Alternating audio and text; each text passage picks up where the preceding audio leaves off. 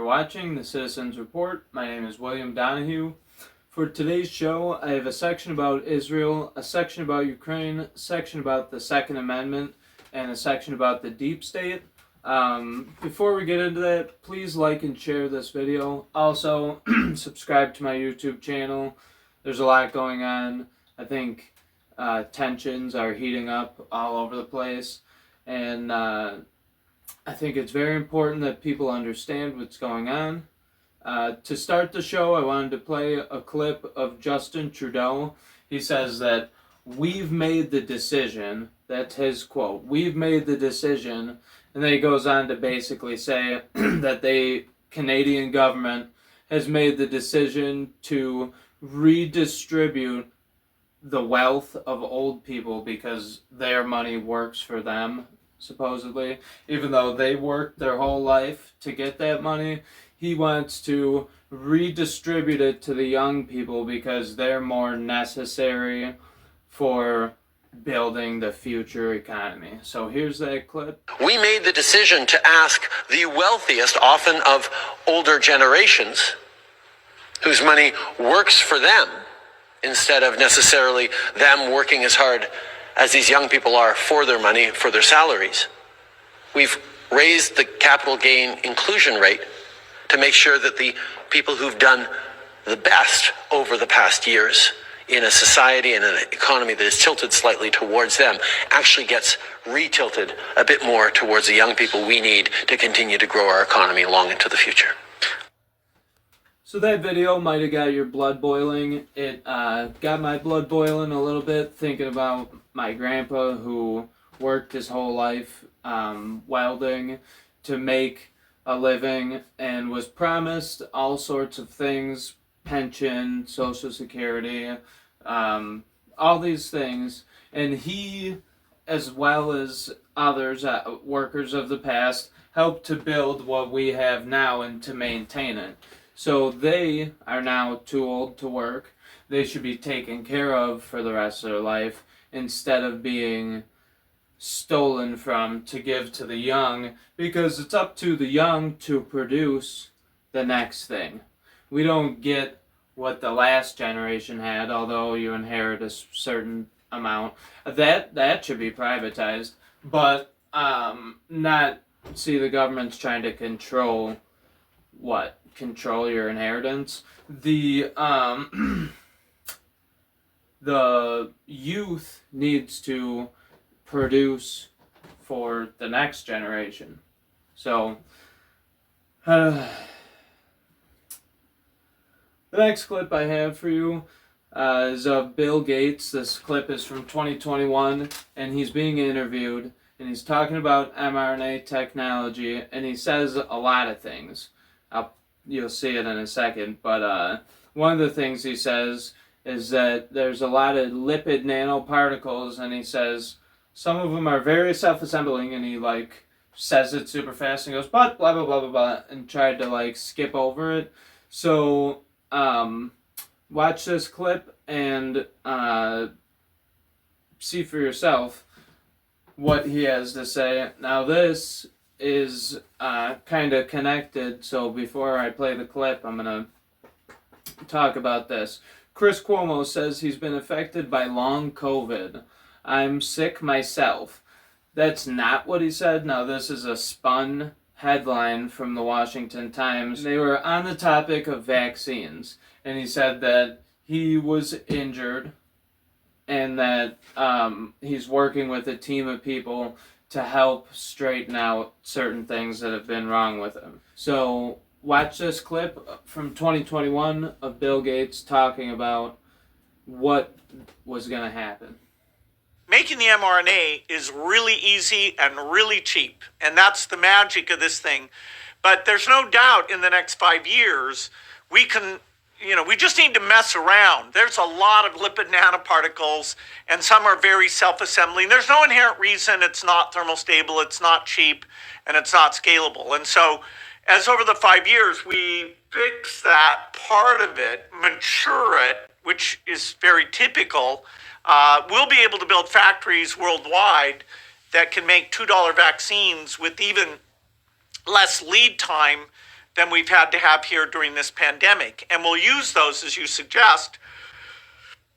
For every disease that we don't have vaccines, we will try mRNA. In fact, for HIV, we have multiple ways. One that's more of a B cell approach, one that's more of a T cell approach. For malaria, we have multiple ideas. For TB, we have multiple ideas. And so to fill in the missing vaccines, we'll make a lot of our bets of the Gates Foundation and others who care about global health will be mRNA focused. Okay, so now for the news. U.S. put a hold on ammunition shipments to Israel. This is directly following the ICC basically threatening arrest warrants against Netanyahu for war crimes or crimes against humanity. The U.S. has put a hold on the ammunition shipments, but they also have threatened the ICC with legal action if they follow through with these warrants. So the U.S. puts a hold on the shipments. This looks like damage control to me.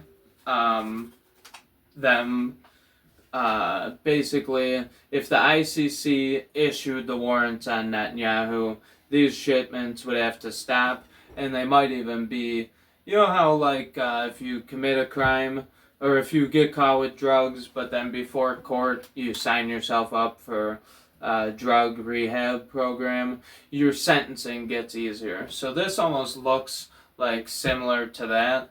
The U.S. puts hold on ammunition shipments. Plus, this Palestine movement has gotten really big in the United States, and we're coming up on an election season. So this could be a political maneuver. In the past, the U.S. has basically stated unwavering support. So this is a little change of pace. Israel says Hamas deal is far from meeting its demands as Rafah offensive looms. So offensive looms. Last night, Israel, as you could see, I'm going to put some pictures up in the corner here. Israel bombed certain areas all over Gaza, and basically they issued these evacuation notices because Hamas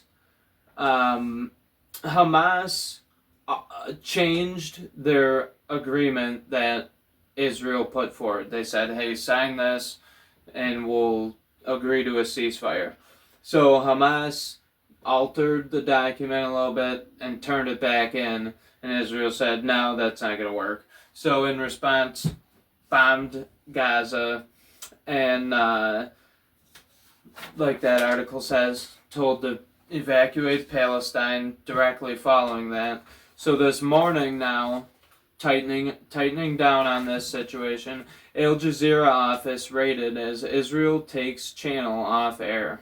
So Israel took Al Jazeera Jerusalem off air, and there's video of them raiding the apartment. They took all of their documentation. Everything that they had in the office was seized, and they were completely shut down, but Al Jazeera has said that they will not stop covering the situation in Israel. So, Israeli Prime Minister Benjamin Netanyahu released several statements in recent days, saying he intended to order an invasion of Rafah, regardless of whether Israel and Hamas reach a deal for the release of hostages being held in Gaza and a ceasefire. So, the word ceasefire is right in there. He said that even if they come up with a deal or not, he still plans on invading Rafah.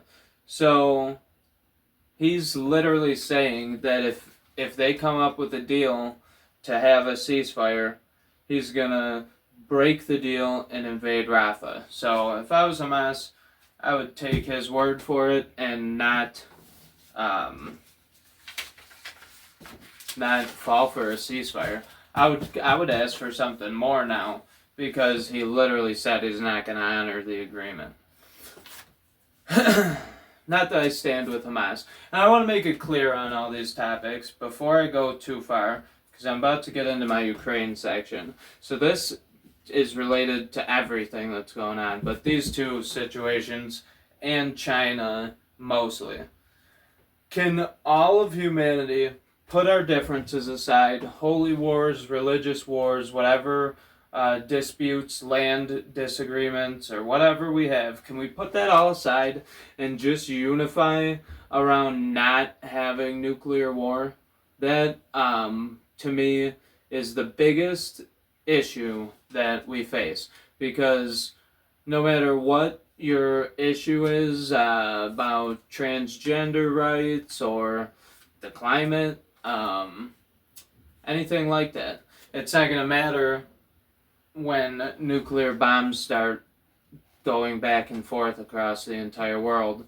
And the climate's not going to do very good, full of radiation and all these different things. So that is the biggest issue pressing these situations. I'm not for anyone. My aim is to point out that there's things going on that are too far. We're taking it, people are taking it too far, and they're not considering their consequences of their actions.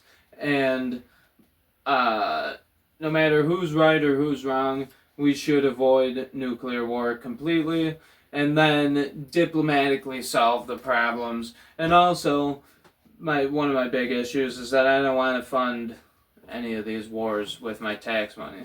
I work too hard to pay for Ukraine's democracy. Zelensky canceled the elections, and his term is expired, so he's not even the legitimate president. I mean, it could be argued if there's some wartime clause or whatever, but their election got skipped. So he is president indefinitely, or I don't know how that works. So my next section is Ukraine. U.S. battalion to remain in Lithuania indefinitely. Now in 2019, these Lithuanian soldiers were deployed. They were supposed to come back, or that unit was supposed to be dissolved or whatever. They just extended it to an indefinite role in the area, Lithuania being a Russia bordering country. There's like a small little part of Russia that is surrounded by Lithuania, but it is a Russian area. So our forces are technically on a bordering country with Russia. France sends combat troops to Ukraine battlefront. France has sent its first troops officially to Ukraine. They have been deployed in support of the Ukrainian 54th Independent Merchandized Brigade in Slovansk. So, if anyone knows what a militarized brigade is, please leave a comment. Or a merchandised brigade, is that mercenaries, or how does that work? I didn't have time to look it up, but if you have any idea what that means, I mean, this is the type of stuff. So normally on this show, I would see merchandised brigade and say merchandised. Well, there must have been some kind of transaction, or there must be, these people must be on the market to be bought, and I don't know. That's the definition of that word. So basically, that's kind of how I put the show together.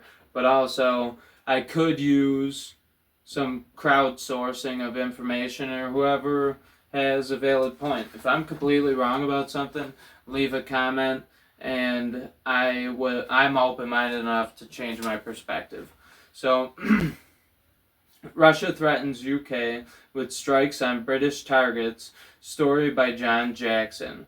So it says Russia on Monday warned the United Kingdom that if British weapons were used by Ukraine to attack Russian territory, Moscow could respond by striking British military facilities and equipment in Ukraine and beyond. So Russia threatens UK. Pentagon officials warn Russian space nuke could be devastating as China beats NASA in launching first mission to the dark side of the moon. So Russia has launched what they say is a test platform, or what is being reported as a test platform, to basically hold an anti-satellite nuclear bomb that, in my opinion, is capable of casting some, specifically targeted. It could do more than just blow up, and it could rain down radiation or whatever, use your head. But how would you be able to come up with the opinion that that is a good idea, or that that's something we should agree with? Because I don't know who's doing this, who's driving this thing. Like, don't you realize that when you push the button, you're gonna be blown up too, and you're gonna destroy the earth, and there's not gonna be anything left for anybody? Or do you think that you're gonna crawl out of a bunker and own all the rubble in the world? Is that like a attractive goal, to be the king of ashes? So this is my Second Amendment section.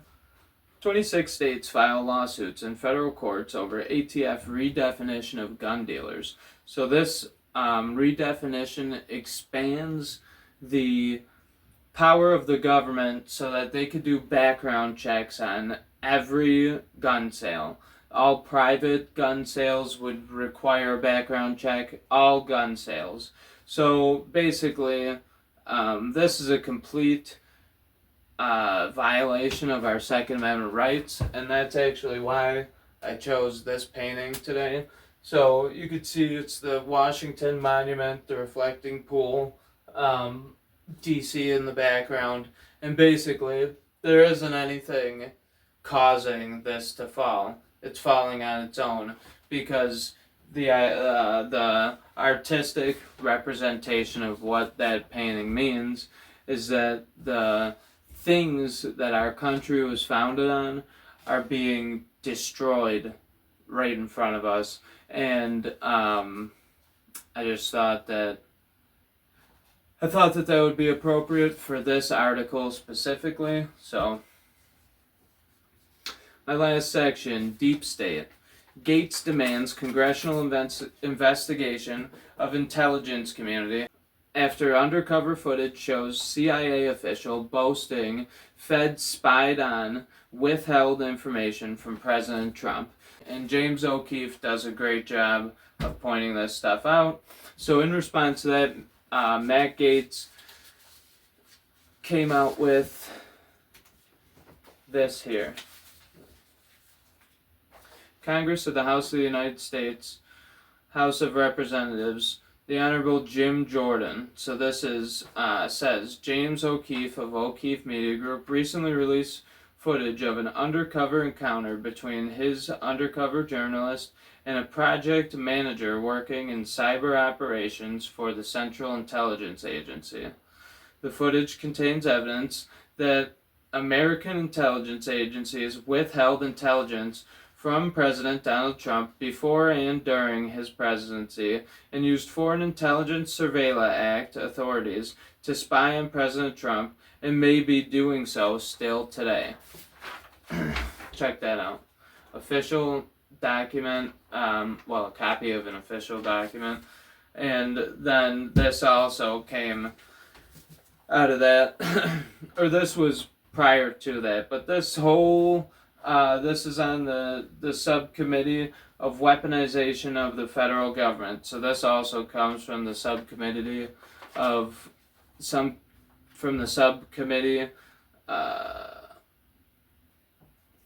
from the select subcommittee of the weaponization of the federal government. So this right here is called The Censorship Industrial Complex: How Top Biden White House Officials Coerced Big Tech to Censor Americans, True Information, and Critics of the Biden Administration. So there's proof in this document, or at least so they say, or whatever. However, there's a whole process. I mean, it should be a fair process. This is pretty heavy right here, but like we gave the Steele dossier a chance and it was proven false. I guess we'll have to go through the whole process to wait for this to come out. But like I said before, you can believe your own eyes. You don't have to wait to be told, in my opinion. But basically, the Biden administration and the White House told Big Tech to censor Americans and told them to censor true information and to censor any critics of the Biden administration. So I'm sure there's a certain scope that you have to fall under to meet those requirements. But basically, who's making that scope? Why can't you discern information for yourself instead of having things censored?